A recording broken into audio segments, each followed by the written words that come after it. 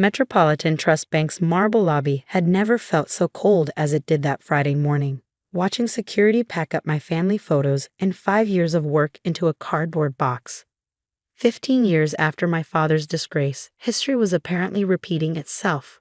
I expected better from you, Sarah, Marcus Graham, the bank's chief risk officer, said with practiced disappointment, digging into closed cases, accessing sealed files. Your father's obsession with conspiracy theories destroyed his career. Don't let it destroy yours too. I carefully wrapped the photo of Dad and me at my college graduation, the last picture we took before his heart attack, before everything fell apart. The transaction patterns are identical, I said quietly. If you just look at the data. Enough. He slammed my desk drawer shut. The Peterson case was settled years ago. Your father's wild theories about systemic fraud were thoroughly debunked. The board's decision is final. My name is Sarah Chin, and until today, I was a senior fraud analyst at Metropolitan Trust, one of the country's largest banks, the same bank that had fired my father for trying to expose what he claimed was a massive financial conspiracy. But I found something they'd missed. Something that proved he might have been right all along. Tom from it caught me at the elevator. They're already locking down your access, he whispered, but I saved everything you flagged. It's safe. I nodded slightly, thinking of the secure server we'd set up months ago. Keep me posted. The autumn rain felt appropriate as I walked to my car, matching my mood. 5 years of building my reputation, of trying to restore the Chen name in banking circles, all erased because I dared to question the official story about my father's investigation. My phone buzzed. A message from Jenny in compliance. They're reviewing all your cases now. Graham's team is going through everything. Good luck understanding it all. The thing about financial fraud is that it hides in patterns, small discrepancies, subtle irregularities that most people miss. Dad had taught me to see them, to recognize the stories numbers tell when you know how to read them. Never trust the obvious narrative, sweetie, he'd say, showing me bank statements and transaction logs. Money leaves traces like footprints in snow. You just have to know where to look. I drove to Dad's old house. My house now, though I'd never had the heart to change much. His home office was exactly as he'd left it, down to the financial journals stacked on his desk and the whiteboard covered in his neat handwriting. But something was different. The old filing cabinet, always locked in my memory, was slightly open. Inside, I found something I'd never seen before. A battered USB drive taped to the back of a folder marked Peterson Final Notes. My hands trembled as I plugged it into my laptop. The files were encrypted, but I recognized Dad's pattern. He always used significant dates as keys. His wedding anniversary unlocked the drive. What I found made my blood run cold. Emails, transaction records, internal memos. Dad hadn't just been investigating the Peterson investment fraud. He'd uncovered something much bigger, a pattern of sophisticated financial manipulation going back decades. But it was the memo dated 2 days before his heart attack that made me gasp. Sarah, if you're reading this, something has happened to me before I could finish. The Peterson case isn't just about one corrupt investment manager. It's the tip of an iceberg that goes to the heart of Metropolitan Trust. The pattern repeats every 7 years. Major clients' accounts are drained through a series of complex transactions disguised as legitimate investments. The money disappears into offshore accounts, then returns laundered clean through subsidiary banks. I've tracked over $3 billion moved this way since 1990. But I needed proof that would stand up in court. That's what I was close to finding when they shut down my investigation. Everything is documented here. The accounts, the transactions, the names. But most importantly, I found the algorithm they used to hide the money movements. Once you understand the pattern, you can predict where the money will flow next. According to my calculations, the next cycle begins soon. Watch account series XR7, especially transfers to Singapore banks. That's where it will start. Be careful who you trust. Some of the names in these files belong to people at the highest levels of the bank. I'm sorry I couldn't finish this myself, but I know you'll see what I saw. You always understood the stories behind the numbers. Love, Dad. I sat back, my mind racing. Dad hadn't been paranoid. He found something real, something big enough to get him silenced. My phone buzzed, a text from an unknown number. Meet me at Riverside Park, noon tomorrow. Bring your father's files. P. Peterson, the investment manager whose fraud had triggered Dad's investigation. The man who disappeared after taking the fall. I checked my encryption software, making sure the USB's contents were securely backed up to multiple locations. Then I started reading everything, every memo, every transaction record. By midnight, patterns were emerging. Dad had been right. The seemingly random investment losses followed a complex but predictable algorithm. And according to his calculations, the next cycle was due to begin in exactly 1 week. My phone buzzed again. Jenny from compliance. Sarah, something weird is happening. Graham's team just pulled all digital records from 2008 to 2010. They're looking for something specific. They knew. They must have realized what I found in Dad's old cases. But they'd made one crucial mistake. They thought firing me would stop the investigation. They didn't know about Dad's USB drive, about the evidence he gathered, about the patterns he'd discovered. I looked at my father's whiteboard, at his meticulous notes about money flows and offshore accounts. In 1 week, according to his calculations, another $500 million would start moving through Metropolitan Trust's systems. Unless someone stopped it. It's not about proving the fraud, Dad had written in his final notes. It's about preventing the next one. The evidence isn't just in past transactions, it's in what they're about to do.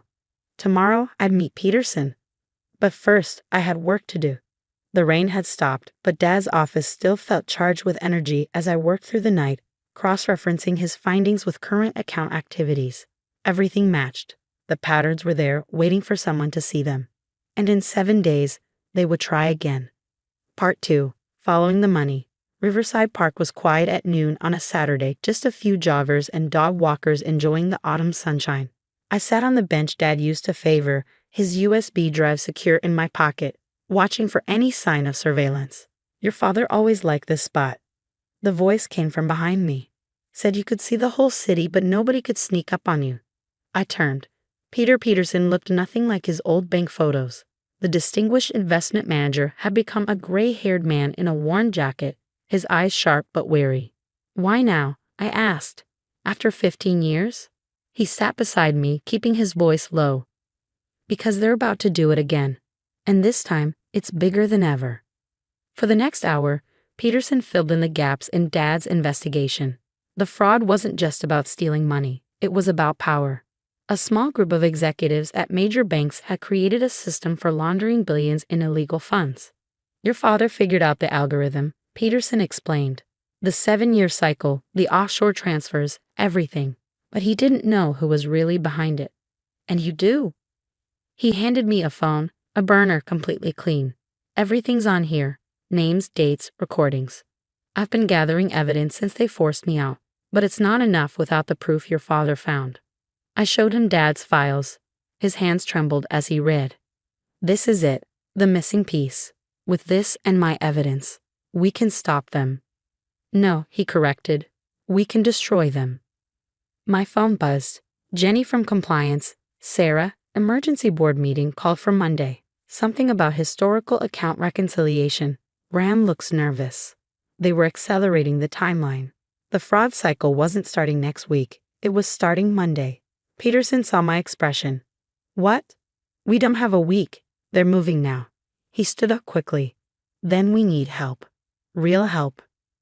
The next 24 hours were a blur of activity. While Peterson contacted his connections in financial regulation, I worked with Tom to analyze the current account patterns. Dad's algorithm was perfect. We could see the preparation happening, accounts being positioned, offshore entities being established, everything following the pattern he'd documented 15 years ago. But this time, we were watching it happen. My phone rang. A number I didn't recognize. Ms. Chen, this is Agent Diana Martinez, FBI Financial Crimes. We need to talk about Metropolitan Trust. The FBI had a task force ready. They'd been investigating similar patterns at other banks but could never prove the connection. Dad's algorithm was the key they needed. The money moves through a series of seemingly legitimate investments. I explained to the task force. Each transaction looks normal on its own. But when you map them according to this pattern, you can see the whole network. Agent Martinez finished, and predict their next move. Peterson's evidence proved crucial. He'd recorded conversations, gathered documents, tracked the money for years. Combined with Dad's algorithm and my current analysis, it painted a picture of corruption that went beyond anything we'd imagined. Sunday night, we set the trap. The FBI placed agents throughout Metropolitan Trust. Tom gave them access to real-time transaction monitoring. Peterson's contacts in other banks were ready to track the money flows. Monday morning, I walked into the bank's marble lobby one last time. Not as an employee, but as part of something bigger. The board meeting was set for 9 a.m. Graham and his conspirators would initiate the transfers, thinking they had complete control. At exactly 8:55, I sent a mass email to every board member, major shareholder, and financial regulator. The Peterson fraud wasn't what you were told. Watch the accounts. Watch what happens next. The truth is about to come out. Graham tried to stop the meeting. Too late. The transactions began exactly as Dad's algorithm predicted. Money flowing through private channels, heading for offshore accounts, and straight into the FBI's surveillance net. Kill the transfers, Graham shouted when agents entered the boardroom. Shut it down. But that only made it worse. The panicked attempts to stop the money movement created a clear trail of evidence. Everything Dad had predicted, everything Peterson had documented, played out in real time. By noon, the arrests began. Graham, 3 board members, executives at partner banks, the entire network crumbling as each person rushed to save themselves. My phone buzzed one last time. Agent Martinez. We got them, all of them. Your father would be proud. The next weeks were intense. Congressional hearings, criminal indictments, financial industry reforms. Metropolitan Trust survived, but transformed. New leadership, new oversight, new commitment to ethical banking. Peterson was cleared of all charges, his reputation restored. He now teaches banking ethics at Columbia. Jenny runs the new compliance division, implementing systems based on Dad's algorithm to detect fraud patterns. Tom heads its security, making sure no one can ever hide money movements again. And me? I was offered my old job back with a promotion. I turned it down. Instead, I established the Chen Financial Integrity Institute, dedicated to developing new ways to detect and prevent banking fraud. We train regulators, consult with banks, and help whistleblowers expose corruption. Last week, I received a letter that made me cry. Dear Ms. Chen, 15 years ago, I lost my life savings in what I now know was part of the fraud your father tried to expose. Today, I received restitution from the settlement fund. Your father was a hero, and so are you. Thank you for finishing what he started. James Wilson. I keep that letter in Dad's old office, my office now, next to his original whiteboard. His notes are still there, preserved behind glass. A reminder that one person who understands the patterns can change the whole system. The Chen Financial Integrity Institute is different from traditional banking. We encourage questioning, investigation, pattern recognition. Every analyst is taught to look beyond the obvious, to see the stories that numbers tell when you know how to read them. Graham and his co-conspirators are in prison. The 7-year fraud cycle is broken. But most importantly, Dad's reputation is restored. The bank officially acknowledged his investigation had been right all along. Yesterday, a young financial analyst showed me something she found, a new pattern of suspicious transactions in cryptocurrency markets. Everyone says it's just market volatility, she said nervously, but I think there's something else. Look deeper, I told her. Numbers never lie. They just need someone brave enough to read their story. The financial industry has changed. New regulations, new oversight, new commitment to integrity. But the most important change is in culture. Now people know that someone is watching, someone understands the patterns. Last month, I spoke at a banking conference. A student asked what it felt like to be fired that rainy Friday morning. It felt like failure, I admitted. But sometimes what looks like failure is actually the beginning of something important. The key is to believe in the truth, even when everyone tells you you're wrong. Dad's USB drive sits in a safe in my office. We don't need it anymore. Its contents are part of the public record now. But I keep it as a reminder that one person's dedication to truth can change everything. And it all started with a father's determination to expose corruption and a daughter's courage to finish what he began.